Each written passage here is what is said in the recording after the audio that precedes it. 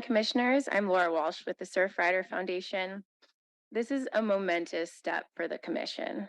It is up to this Commission to protect our coastline for everyone to enjoy, as provided by bedrock California laws. But this is a difficult mandate as sea levels rise. We cannot stop the tides from encroaching, but we can use sea level rise planning and decision making around development as tools to keep our beach around. To its great credit, this commission has committed to this goal through its sea level rise guidance documents, environmental justice policy, the LCP update process, and constant decisions every month that act on a mandate to protect the public trust. Decisions made in an era of sea level rise force us to say what, in particular, we stand for when we can't have it all. And it forces us to be proactive about our stance. This guidance makes clear for the millions of people who love and enjoy our coast that the Commission takes seriously its mandate to protect the coastline as a place for the public. This is the legacy of the Coastal Act and the will of the voters who pass it, so we thank staff very much for your work on this commission in upholding that. We did make a suggested amendment to Principle 9 around shoreline armoring, and we really appreciate the changes made by staff. Essentially, we're trying to clarify that the balancing provision of the Coastal Act cannot be used to permit seawalls that are neither protective of existing development or for public benefit. This is a fundamental read of the Coastal Act that the Commission acts on every month due to the threats that the armoring poses to privatize and erode our coastline and the constant pressure to reinterpret this. We do think it's essential to continue to clarify this through the document and going forward. Thank you very much. Thank you. Next, Ralph Faust, followed by Ashley Eagle Gibbs, and then Kristen Brunner.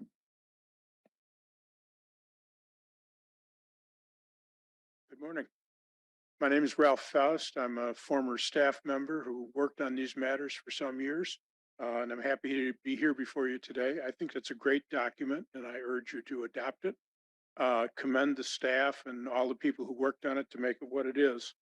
I do want to suggest that Principle 9 has a hint in it that is a slight flaw, which is that it suggests that there are reasons beyond Public Resources Code Section 30235 for approving a seawall. And I don't think you can do that. That's just my personal opinion, but I encourage you to look into it. My message today is simple. It's time to act. There's been a lot of words spoken over many years, including some of mine, and we've talked about it for a long time. Meanwhile, sea level rise has continued to get worse, and we're losing the public trust. We're losing tidelands and creating submerged lands. There's no way around that conclusion. And the only way to stop that is to act. Now, you may think that public trust is somebody else's responsibility, and it's shared responsibility for a lot of people, but it is yours. Every time you look at a shoreline protective device, you are making a decision about the public trust. If the shoreline protective device is necessary at all, and if it's not necessary, you should simply deny it. But if it's necessary, it's impacting the public trust. It's either occupying trust lands or it's changing the circulation of the water such that the tidelands will gradually become submerged lands. All of this is a problem. I want to quickly say, okay, two things. First, public trust is not impacted by takings law. There may be some concern, you may be raised, this is going to be a taking if you protect the public trust. That's not the case. Public trust is an underlying principle, a background principle of California law, and you should protect the public trust because takings don't take precedence over that. If I might have a moment, I want to suggest a couple other things. The principal one is this. I'll just go ahead and suggest one thing. I suggest that you spend some time thinking about the relationship between the public trust and Public Resources Code Section 30235. If you believe that an ambulatory line exists, that the tidelands go back and forth, and if you believe that gradually over time, the mean high tide line is moving landward, then many decisions you make about development are going to be impacted as the water moves inland. You know that. You talk about it in the principles. What does that mean? One of the things it should mean is that when you're considering approving a shoreline protective device, why doesn't it have a life? Why not put a life in as a condition for the shoreline protective device? Further, why not as a condition require that it be removed? Put that responsibility on someone. Thank you. Thank you so much, Sorry to take Mr. up so much Faust. of your That's, time. no, that's quite all Please right. act. Thank you. We appreciate your comments, sir, and for you coming in person. Okay, next. Thank you. Next is Ashley Eagle Gibbs, followed by Kristen Brenner, and then Charles McDermott. Ashley Thank Eagle you. Gibbs. Can you hear me okay? Yes, we can hear you. Good morning, Chair Brownsy and Commissioners. My name is Ashley Eagle Gibbs, and I am the Legal and Policy Director with the Environmental Action Committee of West Marin. First, I want to welcome the new commissioners, Commissioner Nodoff and Commissioner Cummins. Our mission is to protect and sustain the unique lands, waters, and biodiversity of West Marin, and our work focuses on the environmental issues impacting the unincorporated coastal communities from Dillon to Muir Beaches in coastal Marin County. For more than 50 years, we have worked to protect the irreplaceable habitats and species in Marin County's coastal zone. And over the last decade, or perhaps more, we have become increasingly concerned about the need for climate adaptation and resilience in these coastal communities.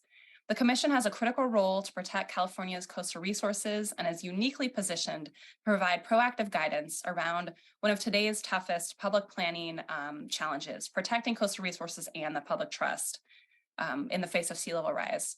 We support the staff recommendation that the Commission adopt the Public Trust Guiding Principles and Action Plan. This is an important step in acknowledging the role of this Commission in safeguarding the public trust at a time when it is under attack from coastal squeeze. Obviously, there's also other agencies involved. It was nice to hear from the others just earlier today. This guidance suggests a path forward where California maintains its precious coastline for public access, and adoption of this guidance is important, including the commitment to work with State Lands Commission using best available science to identify the mean high tide line, which is necessary to protect coastal resources and tide lines. We also support the emphasis on broad outreach to ensure that all members of the public have a role in the process, not just private property owners. We join Surfrider Foundation's written comments, and specifically we support the Foundation's proposed amendment regarding Principle 9, which discusses the negative role that shoreline armoring plays in impacting erosion and the narrowing of California's public beaches. So thank you to staff for the amendments that were made in the addendum, which addressed most of our concerns. And thank you very much to the Commission and staff for your continued dedication to protecting public access. Thank you. Next is Kristen Brenner, followed by Charles McDermott, and then Tony Nelson. Kristen Brenner. Hi, my name is Kristen Brenner, and I'm a resident of Solana Beach and also co-lead of the Beach Preservation Committee for Surfrider San Diego chapter. I'm making these comments on behalf of the beach-going public, whose voice is largely overshadowed by well-funded private property special interest groups. I've seen firsthand in Solana Beach how a lack of long-term planning and the prioritization of private property over the public's beaches has slowly but surely destroyed our once beautiful natural bluffs and beaches. Despite the fact that Solana Beach either owns bluff faces outright or controls them under public access easements, the city has granted permits to build seawalls for the sole purpose of protecting private property. In contrast, state parks and Del Mar have disallowed seawalls for the protection of private property when placed in the public property under their control, even when the property in question is in Solana Beach. These permit denials have survived subsequent legal challenges.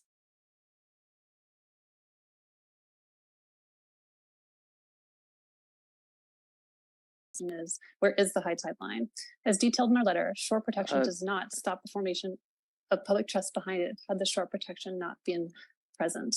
Therefore, blufftop and beach property owners must be put on notice that sea level rise has placed an expiration date on their homes. We cannot let our beaches be squeezed to oblivion between rising tides and coastal armoring. People who choose to buy or build a house on an eroding blufftop or shrinking beach should accept responsibility for their choice and should not expect the public to bail them out by allowing them to indefinitely occupy our public lands. Our beaches are at a tipping point, and the Coastal Commission should act now in a manner most protective of our precious coastal resources. Thank you. Thank you. Next is